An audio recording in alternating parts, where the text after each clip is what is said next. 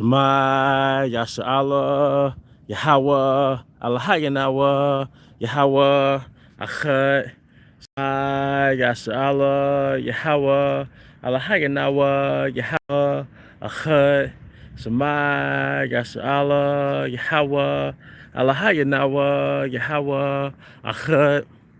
Hey, Brakatha Yahweh, Brakatha Yahweh, Brakatha Yahweh, Brakatha Yahweh, Brakatha Yahweh, Brakatha Yahweh, Bahashan Rachakudash.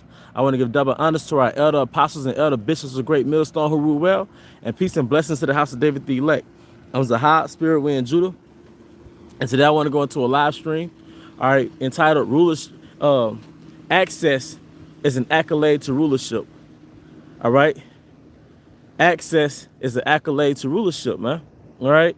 And I want to, say greetings, peace and salutations, peace and blessings. All right, to you Akim and you Akwakim who are tuning again to this live stream. All right, I hope your day is well. I hope your spirits are well. Okay. We are kingdom minded. All right. And this lesson has come by inspiration of a certain situation that happened a week or so ago. I think a woman was asking a brother about, him having or us having heathen wives in the kingdom, as well as a woman on my channel maybe a few weeks ago saying that we having more than one woman is a form of adultery. And one thing that hit me, that all this is the result of being restricted in captivity. All right, of course there's feminism and the ideas that come along with feminism, but basically these restrictive mindsets are a result of 400 years of captivity, man. And one thing I've learned that's a result of captivity, as it says in Jeremiah the 30th chapter, that thy wound is incurable, thy wound is grievous. All right, one of the things that I've learned from being in captivity myself in Babylon is that there's an invisible fence in our minds. All right. In the movie Life, starring Eddie Murphy and Martin Lawrence, there was something called the gun line. And the gun line wasn't an actual line, but it was a boundary that if you cross that gun line, you will be put to death. And because of slavery, all right, and the wounds of slavery, all right, we've been restricted with a particular gun line in our minds, all right? A lot of Jakes, they literally live in a box inside of their mind. They live in a space of restriction inside of their minds because they've been institutionalized in nigger culture. They've been institutionalized within their religions. Or they've been institutionalized within the lies of America. And that created a gun line in their mind that they are afraid to cross. Now, rightfully, some things we can't do because we are in captivity, but some things we can do. And some things that we're going to have access to do in the kingdom is going to be okay with the Heavenly Father. All right. And one of those things include access to not only our women, but the women beneath us, because access is simply an accolade to rulership. All right. So, like I said, in Jeremiah 30, it goes into our wound is grievous. Yahweh Shah wound us with an incurable wound, and that wound was the effects of slavery. All right. And there's physical effects of slavery, all right, and there's spiritual effects of slavery, all right, there's psychological effects of slavery, okay? Let's get into those physical effects of slavery. The so-called white man, Esau Edom, has gotten the southern kingdom and plucked them, uprooted them from one part of the earth to the other part of the earth and beat thousands of years of tradition from us, okay? He's taken the northern kingdom and annexed them out of their own lands and enslaved them out of their own lands and extracted resources from them in their own lands. All right, he's replaced their ways with Roman Catholicism. All right, so I really went into the physical and spiritual at that point. All right, but he's greatly lowered their population. He's done a lot of things. All right, but more so, all right, when we were in slavery, there's an analogy that if you put a dog on a leash, all right, after you train that dog, you no longer need that dog on a leash. And that's what happened in captivity, all right? The dog is the southern kingdom and the northern kingdom, all right? And the dog is trained, all right? is trained in the ways of his master. All right. So you have to understand, things are going to greatly change in the kingdom. You're not going to have a car note in the kingdom. All right. You're not going to have to apply for a mortgage and go to the bank to see if you got good credit in the kingdom. All right. Hey, my phone just chimed when I did that. It just made that little alert sound. All right. You're not going to have to check your credit score in the kingdom. All right. You're not going to have to take women out on dates in the kingdom. Okay. You're not going to have a grocery budget it's certain things that we're going through right now. It's certain things that we go through right now that we accept as a norm that we're not going to do in the kingdom. All right. And there's certain things that we don't do now that we're going to do as a norm in the kingdom, because access is an accolade to the kingdom. It's an accolade to being a king, man. If you are a king, you have no restrictions, man. You have no limits. So dealing with a woman, whatever we do with women, that's going to be very minute in the kingdom, man. It's going to be that's going to be a very insignificant matter in the kingdom, man. Okay. All right. I can tell you one thing that we're going to be doing in the kingdom. We're going to be traveling in the kingdom. A lot of us brothers don't travel. It tells you in the book of Sirach that a man that travels has much experience, man. All right. I stay in Mississippi. One of the characteristics of a Mississippian is that we're known for, from the perspective of outsiders, is that we just go to work and we go home. Don't get me wrong, there's a club life and all the other stuff, but the average Mississippian, we're known for going to work and going home. And that creates a mindset of being restricted, man. All right? That creates a mindset of idleness, where it's a part of the culture at work to just gossip about other people. All right? It creates a culture, and what I've noticed that when it comes to my people, all right, northern and southern kingdom, but I mainly stay amongst southern kingdom, is that their only meditation is consumerism and sports. All right. And what I've noticed about Jake is that they never mentally evolve out of the mindset of being in high school. Either they never mentally evolve out of the mindset of being in high school, or they never mentally evolve out of the mindset of the streets. You know why? Because they've been restricted. They've been institutionalized within nigger culture. They've been institutionalized in a culture that we didn't come from. All right. Esau wants you to think like you got that comedian that just went back to the spirit world, but he was one of the faces of black culture. You know, the movies like Friday and other movies that funny Jake, man. As the guy Ned Fuller said, Esau wants us in silly mode, man. Okay. But there's a life outside of working for a plant for 40 years and then die. There's a life outside of working on your waiting on your 401k. There's a life outside of getting married and starting one family, man. No, in the kingdom, you're going to have multiple families. I was watching the movie Last King of Scotland, which is a good movie played by dang, what's my guy name with the eye? I forget his name just that quick, but he was playing the dictator Idi Amin, and he was introducing, all right, the doctor to his wives, and he had about 3 wives, and he had an Eastern mindset towards his women. He was like, "This is my first wife, and she has borne me 5 sons and 2 daughters.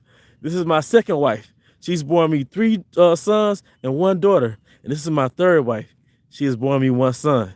And the Scottish doctor, he was looking like, man, this man is crazy. Like, this man is Forrest Whitaker at the water, brother. I knew somebody was gonna put it on the comment board at the water. But Forrest Whitaker, he was like, "This is my wife, and she's borne me 5 sons, man. And this is my second wife, and she's borne me 3 sons." And the Irish doctor, the Scottish doctor, was looking like, "Oh, this man is a tyrant." Like, they had it scripted in a way that it made it like he was just this male chauvinist, you know? But no, that was the purpose, man. We're going to be expanding in the kingdom. Even before we made it to America. All right, when we was in Africa, we had different families. All right? Because you have something called Islam, right? That's basically an imitation of Israel. So they still have certain customs that they got from us. And one of the customs was a man had 3 wives, 4 wives, different families. But the reason why that can't fit into the American construct, because Esau sets up to where you basically have 1 house, one family, one job, or two jobs support one family. Anything outside of that is illegitimate. Any children are outside of that are illegitimate. All right. But no, a man, see, we have our, excuse my language, but we have our nuts tucked in America, man. All right. We don't know what it means to be real. Even in the 50s, all right, even in the 50s when Jake was more masculine, he was still restricted. He was restricted to working in some plant, and then going home to his wife. She was just more in order. But if Jake had an outside family, he had to hide it. You know? He would still have to bow his head to Esau. You know, bow himself to Esau, man. So, you know, we've had our nuts tucked in for a very long time now. All right, we haven't breathed. We don't know what it means to live. And it's been a long time since we knew what it meant to live, man. And I personally, I've never known what it means to live because I'm aware that I'm just surviving. I'm just maintaining, man. All right. But as it says in Lamentations 5, if you go into the book of Lamentations, it goes into the different restrictions as part of slavery. Slavery isn't just a bunch of so-called Negroes in a cotton field and so-called Hispanics, all right, in the different fields down in maize fields, man, or in sugarcane fields, man. All right. Slavery is comes with restrictions. And it tells you, and slavery also comes with tributaries, man. All right. When you got to drink your water, when Esau sells you bottled water, that's a form of slavery. It tells you in Lamentations 5, what? We have drunken our water for money. Our wood is sold unto us. All right. That's the result of you being conquered by another nation and they selling you their resources. An example of that was the TV show, series Barbarian, where they showed how the Romans, they was going over barbaric tribes and it was taxing them different things. So every time the Romans showed up, they had to pay tributary. When you park in front of a parking meter, or you gotta pay, that's tribute to Caesar. All right. When you go through different posts in different cities, you gotta pay to go to the next city. You're paying tribute to Caesar, man. Okay. Like I said, you paying for bottled water. It's a form of slavery, man. You gotta pay child support in a lot of cases for something that came from your loins. All right, that's a form of slavery, and that causes restriction because you can't expand. All right, based on some statistics I saw, there's enough people on Earth to fit into the state of Texas and had a population density of Paris. So there's enough land on Earth for an Israelite man to have 2 or 3 families, have a bunch of land, have sister wives working in unison. You know, he's a baby nation within himself. We have more than enough land, man. But part of not knowing that is because we've been restricted. All right. Esau has restricted our mind. All right. And we've been locked out of the reward of having access. All right. Then we're subject to time.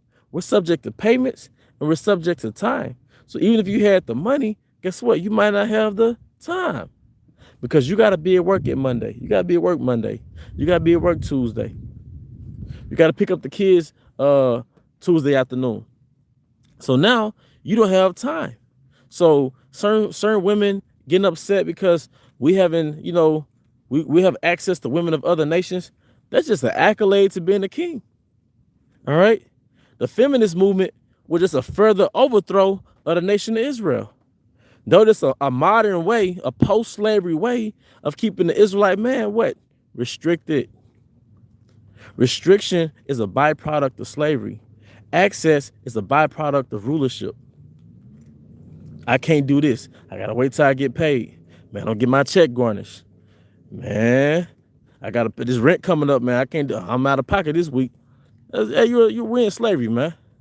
But then they gave us cultures and belief systems to keep our mind restricted, such as the one wife, such as, you know, having our focus. Basically, we got the freedom to make money, but then he gave us cultures and systems and philosophies to make us get the money right back to him. Consumerism really is a religion for a lot of Israelites. Feminism really is a religion for a lot of Israelites. Street culture really is the religion of a lot of Israelites, man. Okay? But once again, in the kingdom, we're going to have something called access. And it's going to be overwhelming. All right? That's why you have Isaiah 60. That goes into access. Revelations 21. All right? When we come in descending from the chariots, man. All right? We're going to enter into a whole new world of existence, man. Where we're going to be on the top as opposed to the bottom. We're not going to be on the bottom of the ship. We're going to be on top of the ship, man, on the surface, man. Okay? So a lot of questions that come up, a lot of contention that we have, and a lot of things that people don't agree with, it's the result of being in Babylon for so damn long that you think that the way it is here is the way it's going to be in the kingdom. Some of it I can't blame you, because in this truth, I'm always unlearning things that I've learned in Babylon. And one of those things is I have the ability, I'm going to have the ability in the kingdom that I don't have right now.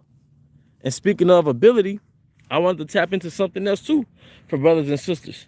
You know, I'm not going to get into detail, but all because, you know, you in this truth and we know we got to catch hell, that doesn't mean you have to put up with a lot of BS in your personal lives. All right. You have to learn the balance of enduring hardness and treating yourself to a higher standard. So that's something I had to learn to balance in, and I'm still learning to balance. There's a balance in enduring hardness and not putting up with certain things because it's beneath your standards. See, a lot of brothers in this truth, they're classified as good men. We're classified as good men. But the difference between a good man and a king is a good man has compassion and a king has standards.